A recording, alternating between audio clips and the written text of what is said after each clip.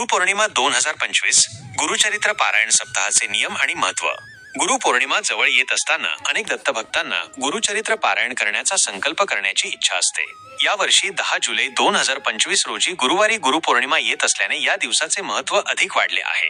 गुरुपौर्णिमेच्या निमित्ताने गुरुचरित्र पारायण सप्ताह कसा करावा, कधी सुरू करावा आणि कोणते नियम पाळावे याबाबत सविस्तर माहिती खालीलप्रमाणे.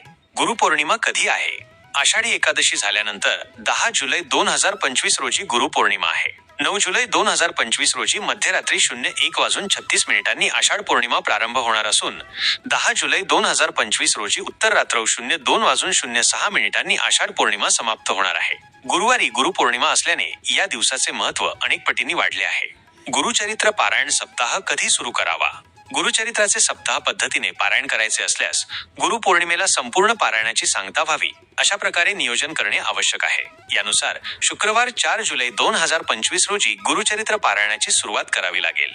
7:04 ते जुलै 10 या 7 दिवसांत गुरुचरित्र सप्ताह पूर्ण होऊ शकेल.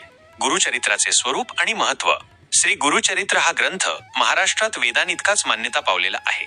श्री गुरूंच्या शिष्य परंपरेतील श्री सरस्वती गंगाधर यांनी 15व्या शतकात हा ग्रंथ लिहिला असे सांगितले जाते. या प्रासादिक ग्रंथाचे 52 अध्याय असून ओवी संख्या 7491 इतकी आहे. काही ग्रंथात 53 अध्याय आहेत व त्यांची विभागणी ज्ञानकांड, कर्मकांड आणि भक्तिकांड अशी केली आहे. विविध कथांच्या माध्यमातून ज्ञान, कर्म, भक्ती यांचा समन्वय यात साधला असून या तीनही उपासनांसाठी गुरुचे मार्गदर्शनच कसे अनिवार्य आहे याचे अतिशय सुंदर आणि मर्मग्राही विवेचन यात केले आहे. श्रीपाद श्रीवल्लभ व श्री नृसिंह सरस्वती यांच्या लीलांचे चमत्कृतीपूर्ण वर्णन रसाळपणे यात केले आहे. याशिवाय व्रतवैकल्ये, यात्रांची वर्णने आणि आचारधर्म शिकवला आहे. सर्वसामान्य मनुष्याने ईश्वरापर्यंत पोहोचण्यासाठी कसे आचरण ठेवायला हवे याचे मौलिक मार्गदर्शन गुरुचरित्रात केले आहे. दत्तावतार श्री नृसिंह सरस्वती यांच्या प्रेरणेनेच गुरुचरित्र लिहिले गेल्याने या ग्रंथाला ईश्वरी अधिष्ठान असून तो वरद ग्रंथ मानला जातो. गुरुचरित्र पारायण करण्यापूर्वीची तयारी. दत्तगुरूंची मूर्ती किंवा प्रतिमा घ्यावी. मूर्ती नसल्यास चौरंगावर स्वच्छ वस्त्र घालून त्यावर दत्तगुरूंची स्थापना करावी. ज्या दिवशी पारायण सुरू करणार असाल त्या दिवशी संकल्प करावा आणि पारायण सप्ताह का करत आहात हे दत्तगुरूंना सांगावे. संपूर्ण 7 दिवस पारायण निर्विघ्नपणे पार पडावे यासाठी दत्तगुरूंना साकडे घालावे. दत्तगुरूंची पूजा करण्यापूर्वी प्रथमेश गणपतीचे आवाहन करून पूजन करावे. दररोज सप्ताह सुरू असताना गुरुचरित्र वाचन करण्यापूर्वी दत्तगुरूंची विशेष पूजा करावी. षोडशोपचार किंवा पंचोपचार पूजा करावी. दररोज अभिषेक करावा आणि पिवळी फुले, पिवळ्या रंगाचा समावेश असलेली मिठाई आवर्जून अर्पण करावी. गुरुचरित्र पारायण सप्ताह पूर्ण झाल्यावर पिवळ्या रंगांच्या वस्तू, दत्तगुरूंशी संबंधित वस्तूंचे निश्चितपणे दान करावे. गुरुचरित्र पारायण करण्याचे काही महत्त्वाचे नियम. पारायण काळात शक्य असेल तर गोमातेला अन्नदान करावे. गुरुचरित्र वाचण्यापूर्वी रोज श्री दत्त महाराजांची व पोथीची पूजा करून 1 माळ गायत्री मंत्राचा जप करावा. श्री गणपती अथर्वशीर्ष वाचून पोथी वाचण्यास सुरुवात करावी. गुरुचरित्राचे वाचन पहाटे 03 ते सायंकाळी 04 या दरम्यान करावे. दुपारी 12 ते 12.30 ही वेळ श्री दत्त महाराजांच्या भिक्षेची असल्याने या काळात पारायण वाचन बंद ठेवावे. गुरुचरित्र वाचनाच्या कालावधीत सुतक असणाऱ्यांच्या घरी किंवा अंत्यविधीस जाऊ नये. स्वतःच्या कुटुंबात सुतक आले तर अशा वेळेस गुरुचरित्र पारायण दुसऱ्यांकडून पूर्ण करावे. अर्धवट सोडू नये. वेळोवेळी गोमूत्र शिंपडावे.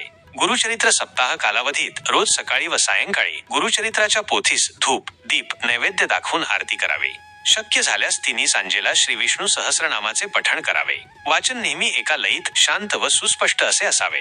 उरकण्याच्या दृष्टीने उच्चार भ्रष्टता होऊ नये. चित्त अक्षरातून व्यक्त होणाऱ्या अर्थाकडे असावे. वाचनासाठी नेहमी पूर्वाभिमुख किंवा उत्तराभिमुखच बसावे. वाचनासाठी ठराविक वेळ, ठराविक दिशा व ठराविक जागाच असावी. कोणत्याही कारणास्तव त्यात बदल होऊ देऊ नये. श्री दत्तात्रेयांची मूर्ती वा प्रतिमा नसल्यास पाटावर तांदूळ ठेवून त्यावर सुपारी ठेवावी व तीत श्री दत्तात्रयांचे आवाहन करावे. पारायण काळात देवापुढे 7 दिवस अखंड नंदादीप तेवत ठेवावा व सुंदर रांगोळी काढावी. देवासाठी एक पाट मोकळा ठेवावा. पारायण काळात साक्षात दत्तगुरू फेरी मारतात अशी दत्तभक्तांची श्रद्धा आहे. यासाठी पाटावर कोरे वस्त्र अंथरून ठेवावे. वाचन मनातल्या मनात न करता खड्या आवाजात करावे. पारायण काळात त्या दिवसाचं वाचन संपल्यावर आणि रात्री आरती करावी. वाचन शुचिर्भूत होऊन सोहळ्यानेच करावे. वाचनाच्या काळात मध्येच आसनावरून उठू नये किंवा दुसऱ्याशी बोलू नये. वाचनात यांत्रिकपणा नको. मनोभावे वाचन करावे. शक्यतो निष्काम मनाने या ग्रंथाचे पालन करावे. इप्सित फळ आपोआप मिळते असा गुरुभक्तांचा अनुभव आहे. दिगंबरा दिगंबरा श्रीपाद वल्लभ दिगंबरा दत्त दिगंबरा श्रीपाद वल्लभ दिगंबरा नृसिंह सरस्वती दिगंबरा अवधूत चिंतन श्री गुरुदेव दत्त.